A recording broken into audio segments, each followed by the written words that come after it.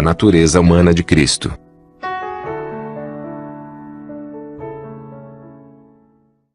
Introdução. A falsificação mais perigosa é aquela que mais de perto se parece com a verdade. É por isso que as falsificações religiosas são tão mortais e frequentemente toleradas, ao invés de serem identificadas e expostas. Os cristãos, em geral, têm medo de serem mal compreendidos se atacarem algo que se parece tanto com a coisa mais pura na religião. Já que geralmente existe apenas uma fina linha separando o melhor do pior, eles temem ser acusados de atacar o genuíno, se opuserem à falsificação. Será que Satanás fabricou algum tal tipo de perversão da mais sagrada das doutrinas do cristianismo? De fato ele fez, e as delicadas diferenças têm feito até mesmo teólogos e eruditos muito reticentes em se oporem a ela abertamente. Muitos sinceros cristãos argumentam que as visões paralelas são tão próximas que nenhuma dúvida deveria existir sobre isso. Outros acreditam que a diferença é largamente semântica e envolve apenas graus de significado no uso das palavras. Seria possível que nosso poderoso adversário psicológico pudesse antecipar essas previsíveis reações humanas e habilidosamente criar sutis desvios da verdade que dificilmente seriam reconhecidos e resistidos? De fato, eu creio que ele seria um tolo se não explorasse seus 6.000 anos de experiência nas ciências mentais. É por isso que o caminho do erro sempre já está perto do caminho da verdade inegável. Satanás apostou que o cristão médio relutaria em tomar posição contra algo tão próximo da verdade, especialmente se tal verdade envolvesse a obra da cruz, ou a imaculada vida do Filho de Deus. Quem gostaria de aparecer em oposição a essas santas realidades? Parece muito mais seguro simplesmente tolerar a posição depravada do que arriscar ser mal compreendido em atacar a falsificação quase perfeita. Estou convencido de que Satanás inteligentemente produziu e popularizou um erro disfarçado, que levou a uma rede de erros relacionados. E todos eles circulam ao redor dos assuntos mais sagrados e queridos ao coração de um cristão comprometido. Justificação pela fé, a encarnação de Jesus, e a vitória sobre o pecado. Não pode haver dúvida de que a série de visões errôneas estão relacionadas umas às outras por uma convincente cadeia de lógica e razões humanas. Se um ponto é verdadeiro, então todos os outros pontos devem necessariamente também ser verdadeiros. Mas se um ponto estiver em erro, os outros pontos perdem sua credibilidade. O pecado original.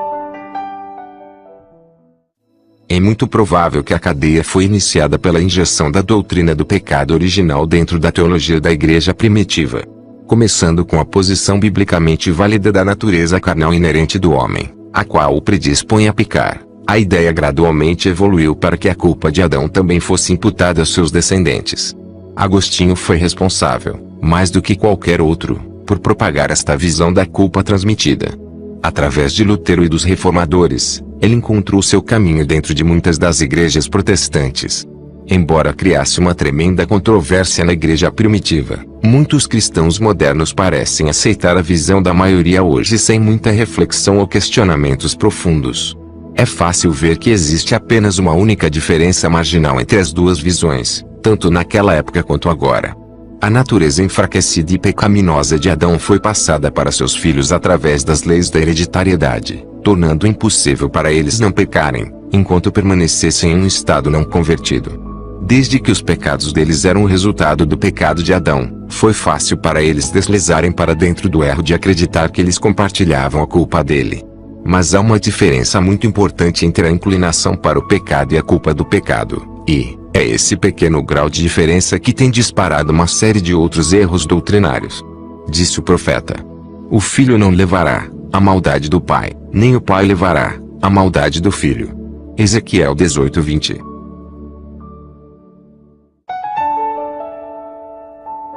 O batismo infantil.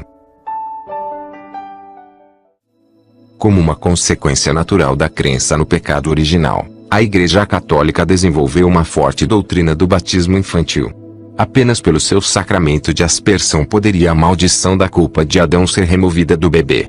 Uma vez que a salvação da criança dependia de um batismo apropriado, prioridade absoluta era atribuída a este ritual. Se uma escolha tivesse que ser feita entre a vida da mãe e a vida do bebê não nascido, a mãe era sacrificada. Os médicos e enfermeiras católicos eram instruídos na arte de batizar um feto no útero se houvesse alguma dúvida sobre um nascimento vivo. A doutrina do pecado original também deu origem ao dogma da Imaculada Concepção de Maria. Se todo bebê nascia com a culpa em sua alma, então alguma coisa precisava ser feita para preservar Jesus dessa culpa, senão ele não poderia ser um sacrifício perfeito pelo pecado. A solução católica atribuiu a Maria uma concepção miraculosa também, que a preservou do efeito do pecado original. Portanto, Jesus teria nascido de uma mãe humana sem participar da suposta culpa de Adão. Como uma consequência estendida de sua visão de Jesus como, no total, diferente do homem, a Igreja Católica também introduziu o ilegítimo sistema do sacerdócio humano. Se o Filho de Deus não habitou na natureza caída do homem, então a escada não foi descida do céu até a terra. O abismo continua sem uma ponte entre um Deus santo e a humanidade caída.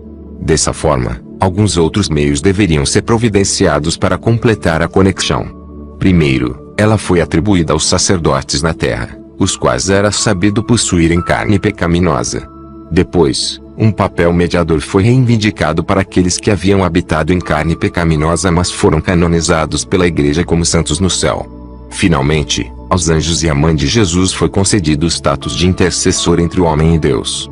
Já podemos começar a ver a reação em cadeia das consequências de um pequeno desvio da verdadeira doutrina.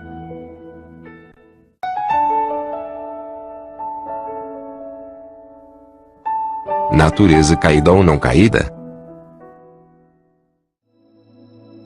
Agora vamos observar o efeito do pecado original nas igrejas protestantes. Como elas puderam evitar o dilema de suas crenças relacionadas com a natureza de Cristo. Embora eles rejeitassem a tradição católica da Imaculada Concepção, eles inventaram uma doutrina que era igualmente não escriturística, e que removia Cristo totalmente da família caída de Adão. Esta visão declarava que Jesus encarnou de uma maneira especial, que o preservou da participação na natureza dos descendentes de Adão. Em vez disso, ele nasceu com a natureza não caída de Adão e viveu sua vida santa no estado incorrupto de humanidade inocente. Novamente, somos surpreendidos com a maravilhosa duplicidade da falsificação.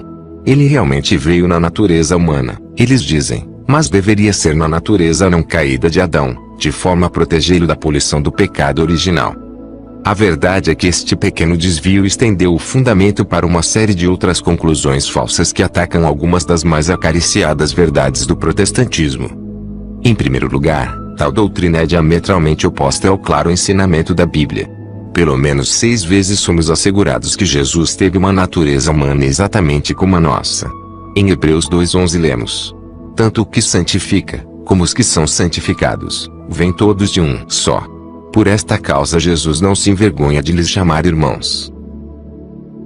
Irmãos são de uma mesma carne e natureza familiar. Cristo é o único que santifica, e nós estamos sendo santificados, e todos somos de uma única carne, de modo que ele pode nos chamar de seus irmãos.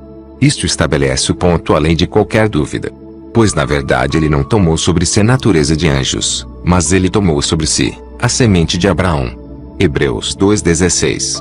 Como poderia ele participar da semente de Abraão se ele tomasse sobre si a natureza do Adão não caído? A ênfase aqui é que ele não tomou sobre si alguma natureza exótica, sem pecado, tal como a que os anjos ou o santo Adão pudessem ter tido, mas a mesma natureza que os filhos de Abraão possuíam. Eles tinham corpos e mentes enfraquecidas pelo pecado. Assim também ele. Isto não envolve culpa. Estar sujeito ao pecado não é ser culpado dele. Ele foi tentado da mesma forma que nós somos. Todavia ele nunca, nem mesmo uma única vez, entreteceu ou cedeu ao pecado.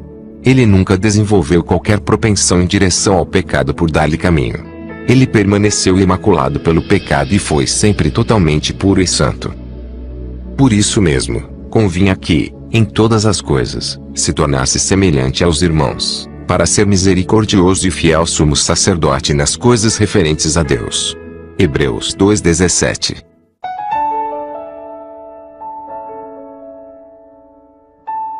Porque a natureza humana.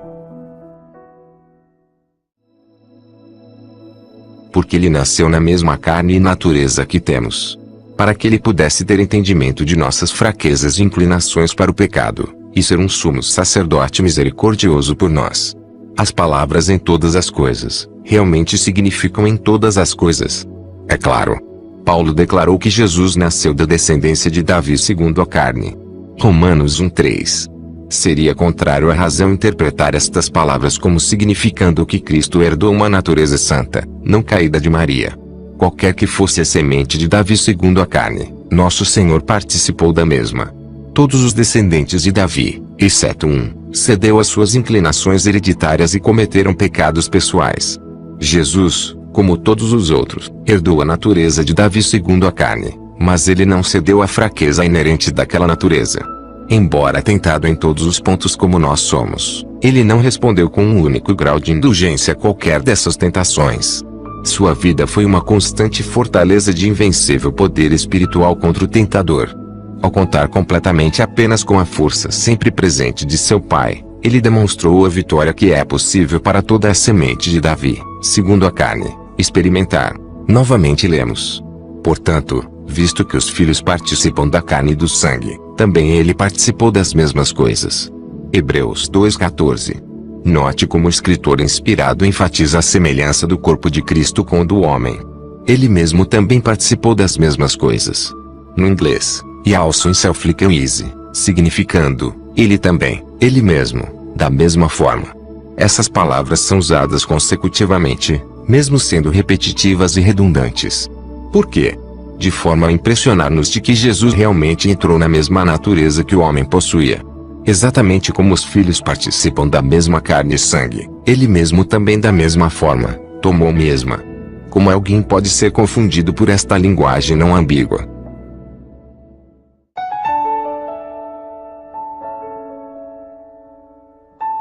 Jesus possui fraquezas hereditárias?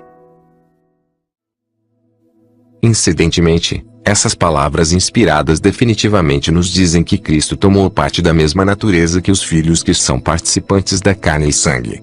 Isto não nos diz, sem dúvida, o tipo da natureza que Cristo possuiu. Adão teve algum filho nascido antes que ele pecasse? Nenhum. O fato é que todos os filhos que já nasceram neste mundo herdaram a mesma natureza humana caída de Adão, porque eles nasceram depois que Adão pecou. O livro de Hebreus declara que Jesus também participou das mesmas coisas. As mesmas quais? A mesma carne e sangue que os filhos herdam de seus pais. Que tipo de carne as crianças herdam de seus pais? Apenas carne pecaminosa. Algum outro tipo de carne, exceto carne pecaminosa, alguma vez foi conhecida entre os descendentes de Adão? Nenhuma, seja qual for. Se Jesus participou da mesma carne e sangue que os filhos, tinha que ser carne e sangue pecaminosos. Não há nenhuma outra conclusão a ser tirada. Todavia, ele mesmo era sem pecado. Uma escritora, reconhecendo esta clara posição bíblica, descreveu isto sucintamente nestas palavras. Teria sido uma quase infinita humilhação para o Filho de Deus, revestir-se da natureza humana mesmo quando Adão permanecia em seu estado de inocência, no Éden. Mas Jesus aceitou a humanidade quando a raça havia sido enfraquecida por 4.000 anos de pecado. Como qualquer filho de Adão, aceitou os resultados da operação da grande lei da hereditariedade. O que estes resultados foram, manifesta-se na história de seus ancestrais terrestres.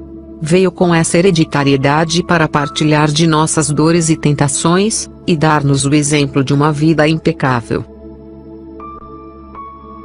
Esta declaração descreveu a operação das leis da hereditariedade e está em perfeito apoio à declaração de Paulo, de que Jesus participou da mesma carne e sangue que os filhos recebem de seus pais. Isto está referindo-se à hereditariedade também. Se Cristo tivesse nascido com a natureza não caída de Adão, a própria sugestão da influência hereditária seria ridícula ao extremo.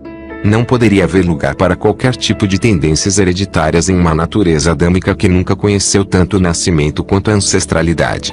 Se ele não possuísse nenhuma fraqueza herdada, porque o autor de Hebreus diria que ele participou da mesma carne e sangue que os filhos recebem dos pais? Certamente é porque o Criador não incorporou nenhuma fraqueza inerente na criação original.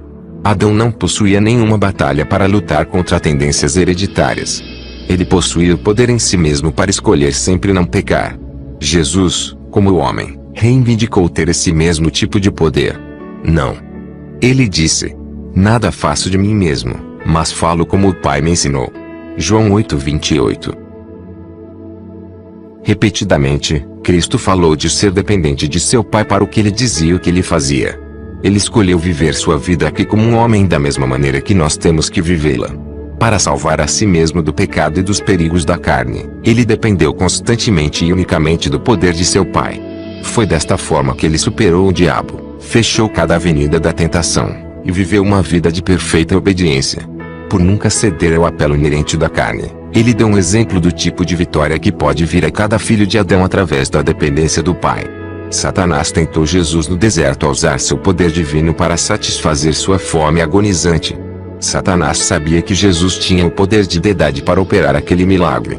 Sua esperança era que ele pudesse provocar Cristo a depender de sua divindade para alívio.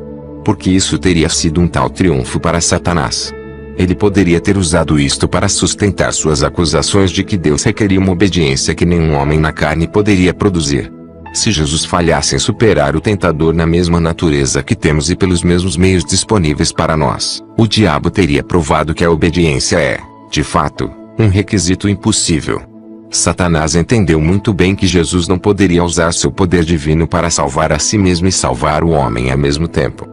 Foi isto que tornou o teste uma experiência tão severa e agonizante para Cristo. Se Jesus realmente herdou a natureza comprometida de Adão, então por que ele não pecou como o resto dos descendentes de Adão? Porque ele era cheio do Espírito Santo de Deus desde o ventre, e possuía uma vontade completamente entregue e uma natureza humana santificada. Podemos nós participarmos do mesmo poder para guardar-nos de pecar? Sim. Jesus, ao viver sua vida de vitória sobre o pecado, não utilizou sua divindade, mas confinou-se ao mesmo poder disponível a nós através da conversão e santificação.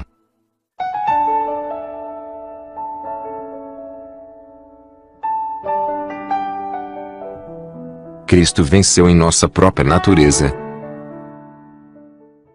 Não tivesse ele obtido a vitória sobre Satanás na mesma natureza que temos, que encorajamento poderia ser tirado de sua vitória? Não é necessário me mostrar que era possível para Adão não ceder ao pecado. Eu já sabia disso. O que eu preciso saber é se eu posso superar o pecado, sendo minha natureza o que é. Satanás acusou Deus de requerer algo que não podia ser feito. A razão pela qual o homem caído não podia produzir obediência é claramente descrita em Romanos 8:3-4. Pois o que era impossível à lei, visto que estava enferma pela carne, Deus, enviando seu Filho em semelhança da carne do pecado, pelo pecado condenou o pecado na carne, para que a justiça da lei se cumprisse em nós, que não andamos segundo a carne, mas segundo o Espírito. Estes versos são simplificados quando fazemos algumas perguntas. O que a lei não poderia fazer por nós porque éramos muito fracos na carne para guardá-la? Ela não podia salvar-nos. Porque nós não podíamos guardá-la devido à fraqueza da carne. O que fez Deus? Ele enviou Jesus para obedecer à lei perfeitamente na carne. Ele condenou o pecado na carne pela total vitória sobre ele. O que a sua vitória na carne tornou possível para nós? Para que a justiça e os justos requisitos da lei se cumprissem em nós. Ela habilitou-nos a obedecer. Como sua vitória na carne tornou-nos possível obedecer? Pelo milagre da conversão, que muda a nossa caminhada, da carne para o Espírito. Então Cristo em nós, através do seu Espírito, comunica a vitória sobre o pecado para nossas vidas. Estas verdades óbvias apontam um dos grandes problemas em se acreditar na natureza humana pré-lapsária de Cristo, isto é, a natureza de Adão antes da queda. Se sua vitória sobre Satanás, na carne, foi com o propósito de habilitar-me a cumprir os requisitos da lei, como poderia sua vitória ajudar-me de alguma forma, se ela foi obtida em alguma outra carne que não a minha? Aqui é onde esta falsa doutrina ataca o belo princípio da justificação pela fé. Justificação pela fé é a comunicação e atribuição dos resultados de sua vida sem pecado e morte expiatória. Inclui tanto justificação quanto santificação. Ela atribui, ou acredita, a nós os méritos de sua experiência sem pecado para libertar-nos da penalidade do pecado. Isto é justificação. Para libertar-nos do poder do pecado, ele não apenas e meramente nos conta como justos, mas ele realmente comunica a sua força para superar o pecado.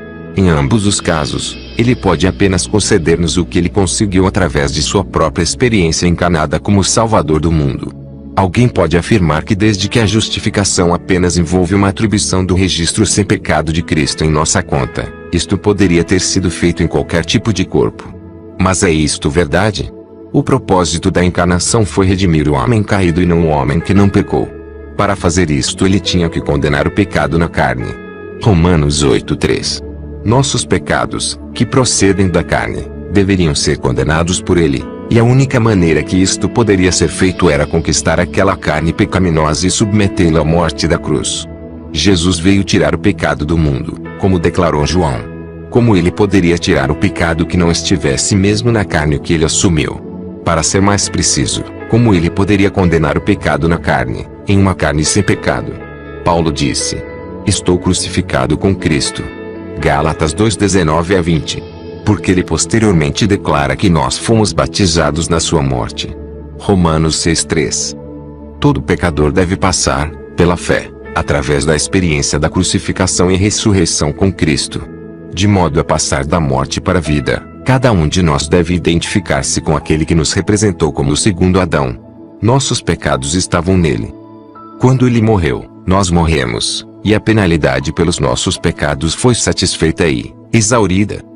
Você pode ver que ele teve que carregar nossa natureza caída até aquela cruz, de modo a tornar possível que nossa natureza pecaminosa fosse colocada para morrer. Qualquer coisa menos teria falhado em satisfazer a justiça de Deus. Cristo teve que render a humanidade condenada ao salário completo do pecado naquela cruz, de modo a tornar a expiação possível por nós. De outra forma, não poderíamos nos identificar com ele ou sermos crucificados com ele. Obviamente, a redenção requer que Jesus viva e morra com a natureza do homem caído, de forma a fornecer a ligação vital da justificação. Agora vamos olhar para os requisitos da santificação. Participando na vitória de Cristo. A santificação não é um mero crédito ou contabilidade. É a comunicação de algo a nós. Assim como ele atribui justificação para nos libertar da culpa do pecado, ele agora comunica a santificação para nos libertar do poder do pecado. O que é a santificação que ele comunica? É a nossa real participação na vitória de Cristo sobre o pecado. Pela fé entramos dentro e nos apropriamos da força da vitória que ele experimentou na carne. Em outras palavras, ele é capaz e desejoso de viver em nós a mesma vida de superação que ele viveu como um homem nesta terra. Ele reproduzirá em nós sua própria experiência sem pecado. Isto é santificação. Se Jesus veio ao mundo com a natureza não caída de Adão para manifestar uma vida sem pecado, como poderia aquela natureza não caída ser reproduzida em mim? Homens caídos não são santificados por participar da experiência não caída de Adão. Eles são santificados ao vencer o pecado em sua natureza caída, através do mesmo poder que Jesus utilizou para vencer o pecado. Não há nenhuma forma de nós participarmos da experiência não caída de Adão. Se este foi o meio pelo qual Jesus superou Satanás, não há nenhum modo para ele comunicá-lo a mim. Mas se Jesus obteve a vitória sobre Satanás na natureza caída dos descendentes de Adão, então eu posso participar nela com ele. Este tipo de vitória pode ser superposta sobre minha própria vida, porque ela foi obtida na mesma natureza que eu possuo. Uma experiência sem pecado, vivida em alguma natureza alienígena não caída, não poderia ser creditada a mim, nem jamais poderia ser possuída por mim. A natureza caída nunca pode, nesta vida, ser restaurada ao estado do homem não caído. Mas nós podemos receber a vitória sobre o pecado, a qual Jesus obteve na carne comum de nós.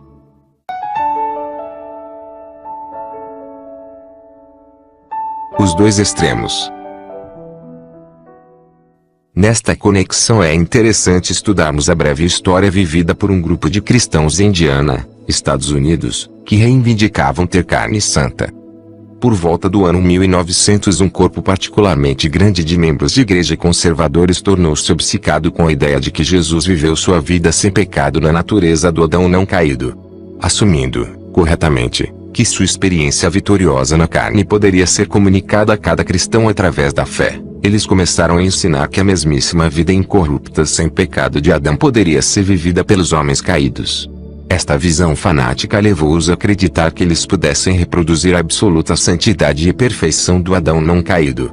Este é apenas um bem documentado exemplo das ramificações deste falso ensinamento.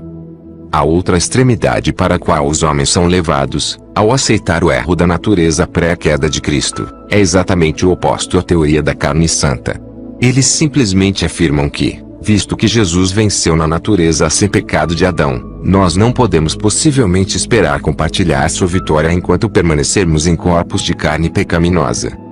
Cristo poderia apenas comunicar o que ele tem para dar, e posto que ele não obteve vitória sobre o pecado em nossa natureza caída, ele não poderia compartilhá-la conosco.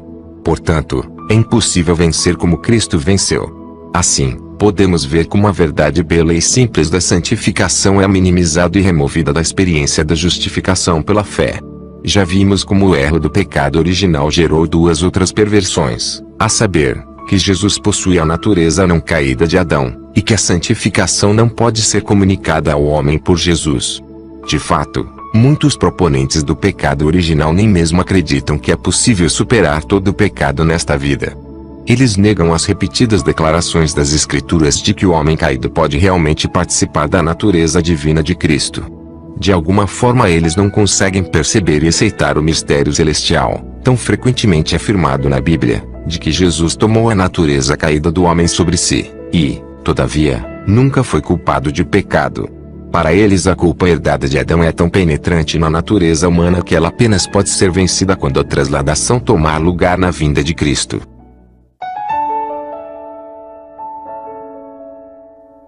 Vivendo sem pecado.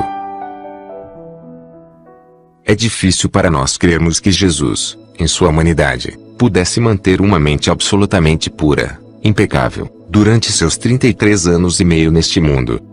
É possível para qualquer um em carne humana, mesmo sob o poder de Deus, alcançar um tal ponto de vitória sobre o pecado? A resposta da Bíblia é clara.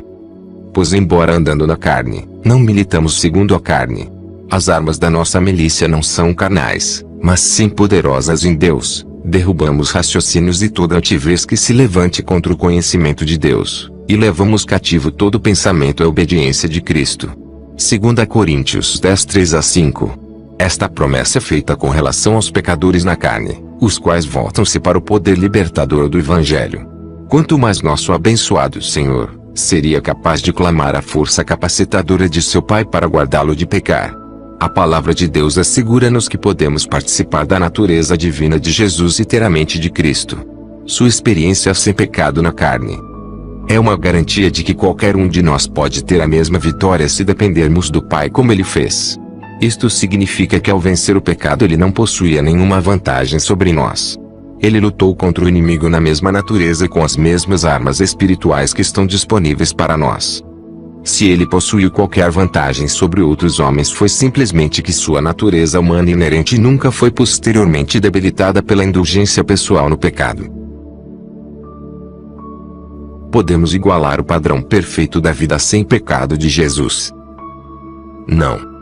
Todos nós temos degradado a natureza humana também, ao rendermos-nos à carne. Não apenas trouxemos a maldição da morte sobre nós mesmos ao quebrar a lei de Deus, mas tornamos-nos a nós mesmos mais vulneráveis a Satanás ao cooperarmos com ele. Jesus nunca respondeu a um único estímulo, e Satanás não podia achar nada nele. Ele viveu toda a sua vida com a mente rendida e a vontade do inteiramente santificado. Ele não cometeu nenhum pecado pelo qual ser espiado. Mas mesmo embora não possamos igualar o padrão, devemos procurar ardentemente refletir aquela vida santa de Jesus tão completamente quanto possível. Pela graça de Deus, podemos colocar de lado cada pecado conhecido e ser perfeito em nossa esfera, com nenhuma consciência de acariciado mal proceder. Isto significa que estaremos nos gabando de viver sem pecado? Pelo contrário, quanto mais nos aproximamos de Cristo, mais sentiremos nossa indignidade. Aqueles que alcançam o padrão de Cristo serão os últimos a reconhecer isto, quanto mais gabar-se disto. É importante que Deus tenha um povo obediente no final dos tempos, para que ele possa apontar como uma prova de seu caráter. A Bíblia revela que todo o conflito cósmico entre Deus e o mal pode ser traçado ao desejo original de Satanás em tomar o lugar de Deus e governar o universo. Foi o seu programa de falsa acusação que provocou a rebelião no céu e alienou um terço dos anjos. Satanás apresentou de forma inapropriada o caráter de Deus e acusou o Criador de fazer exigências não razoáveis e impossíveis. Como se poderia provar que o diabo estava errado? Deus tinha que fornecer uma demonstração que silenciaria o adversário para sempre. Foi uma longa e dolorosa demonstração, que levou o Filho de Deus a descer em um corpo humano de homem caído e, dentro dos limites desta natureza, superar tudo o que Satanás pudesse atirar contra ele. Tivesse ele utilizado qualquer poder divino para vencer o pecado que não estivesse disponível a outros na carne, Satanás teria usado isto para sustentar suas reclamações de que ninguém poderia guardar a lei de Deus. Na cruz, Jesus demonstrou ao universo inteiro que Satanás estava errado. Ele provou que era possível, na carne, ser obediente através da dependência ao Pai. O passo final da prova terá lugar quando o caráter de Cristo tiver sido reproduzido naquele pequeno remanescente perseguido que permanecer fiel através da tempestade de fogo do Armagedon e além. Muito tempo depois que os joelhos de Satanás tiverem se dobrado em reconhecimento à justiça de Deus, e eons após ele e seus seguidores tiverem provado as consequências eternas de seu pecado, os 144.000 continuarão ainda dando testemunho da honra e integridade do governo de Deus. Ao seu novo cântico de vitória e libertação ser escutado por anjos, mundos não caídos e pela inumerável multidão de santos, todos unir-se-ão em um oratório de louvor, dizendo: Amém. Louvor, e glória, e sabedoria, e ação de graças, e honra, e poder, e força, ao nosso Deus, para todo sempre. Amém. Apocalipse 7:12. É fácil entender por que aquele pequeno grupo que canta o cântico de Moisés e do Cordeiro será tão assinaladamente honrado ao permanecerem mais perto do trono de Deus. E através da experiência deles que o caráter de Deus será vindicado, afinal. Em resumo, podemos ver como o antigo erro da culpa atribuída de Adão levou a uma cadeia de enganos relacionados. As verdades mais significativas da salvação foram habilmente falsificadas. A humanidade de Jesus foi negada. A justiça comunicada de Cristo foi desafiada, e a possibilidade de vitória sobre o pecado foi ridicularizada. É apenas ao reconhecermos a falsidade básica que podemos evitar as perversões que a seguem. Que Deus nos dê a sabedoria para permanecermos firmemente sobre a palavra apenas, e rejeitar toda doutrina que não estiver enraizada